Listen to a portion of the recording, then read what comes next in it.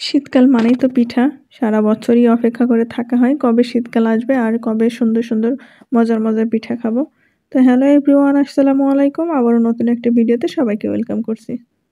তো আজকে বানাবো দুধ চিতই পিঠা। তার জন্য পুরো ভিডিওটা কন্টিনিউ করতে হবে এবং লাইক কমেন্ট শেয়ার করে পাশে থাকতে হবে। আর প্রতিনিয়ত এরকম সুন্দর ভিডিও দেখার জন্য পেজটা ফলো করে দিতে হবে। তো প্রথমেই আমি এখানে দুধ নিয়ে নিয়েছিলাম 1.5 লিটার মতো। তো দুধটা খুব ভালো মতো করে জাল দিয়ে নিচ্ছি। দুধে আমি কোনো রকম পানি মিশাইনি। তো দুধের ভিতরে চিনি মিষ্টি মেশানোর আগে আমি দুধটা খুব ভালো করে বলক উঠাই নিব। তো এই পর্যায়ে আমি কিছুটা চিনি দিয়ে দিব, তার কারণ আমার কাছে খেজুরের গুড় অনেক বেশি ছিল না, অল্প একটু ছিল। আমি জাস্ট কালারের জন্য দিয়ে দিব।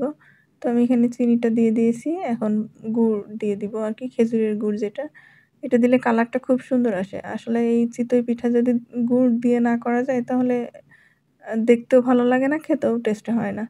তো আমার কাছে বেশি গুড় ছিল না, সেজন্য আমি প্রথমে চিনি দিয়ে দিয়েছি। তারপরে আবার কালারের জন্য, যাতে কালারটা সুন্দর দেখা যায়, সেজন্য আমি খেজুরের গুড়টাও দিয়ে দিয়েছি। এখন আবারও বেশ কিছুক্ষণ জাল দিব। দুধটা যত ভালো মতো জাল হবে পিঠাটা তত টেস্টি হবে খেতে। তাই বলে একবারে আবার বেশি জাল করে ঘন করা যাবে না, তাহলে আবার পিঠাটা ভিজবে না ঠিক মতো। স্বাভাবিক একটা রাখতে হবে, জানি দুধটাও জাল হয় আর পিঠাটাও ভিজে যায়। তারপরে আমি আবার এদিকে দুধটা আমি জাল করে নিয়ে ঢাকা দিয়ে সাইডে রেখে দিয়েছি। এখন ব্যাটারটা তৈরি করে নেব, পিঠাটা তৈরি করে নিব আর কি। তো ব্যাটার তৈরি করার জন্য এখানে আমি চাউলের গুঁড়া নিয়েছি, শুকনো গুঁড়াটা নিয়েছি, কাঁচাটা নিলেও হবে।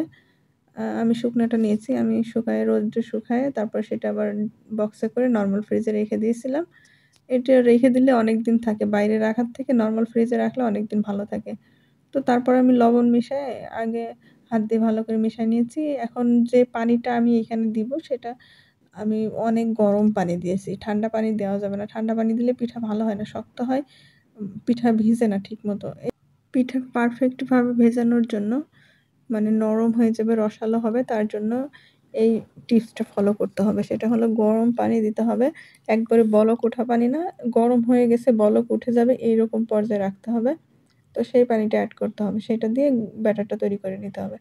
তো দেখেন আমার এখানে কতটা সফট হয়েছে পিঠাটা, এরকম দেখেই বোঝা যাচ্ছে কতটা সুন্দর হয়েছে। প্রথমেই আমার পিঠাটা অনেক সুন্দর হয়েছে। আসলে আমি কিন্তু একবারে পাকা রাঁধুনি না। আমার এইসব পিঠা-মিঠা তৈরি এগুলো একদমই নতুন অভিজ্ঞতা। তো তারপরেও যাই হোক ভালোই হয় মোটামুটি। মাঝে, মাঝে হয় না, আবার মাঝে, মাঝে হয়, পারফেক্টভাবে তৈরি করতে পারি। তো এরকমই নতুন রাঁধুনিদের এরকমই হয়। তো যাই হোক আমি এই পিঠাটা আমার ভালোই হয়। যেরকম তেলের পিঠা আমার কাছে ভালো হয় না। তো একেকজনের হাতে মনে হয় একেকটা সেট করে। তো এই পিঠাটা আমার কাছে খুব ভালো হয়। তো আমি একইভাবে সবগুলো পিঠাই ভেজে নিব।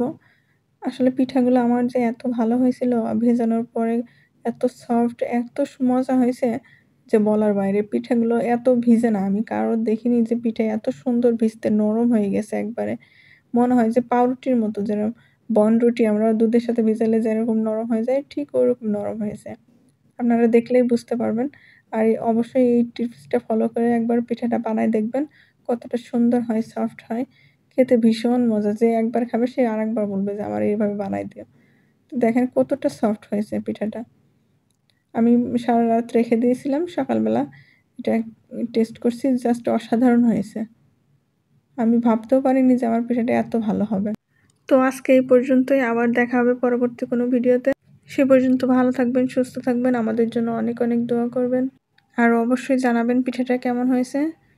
তো আজকের মতো বিদায় নিচ্ছি। আল্লাহ হাফেজ।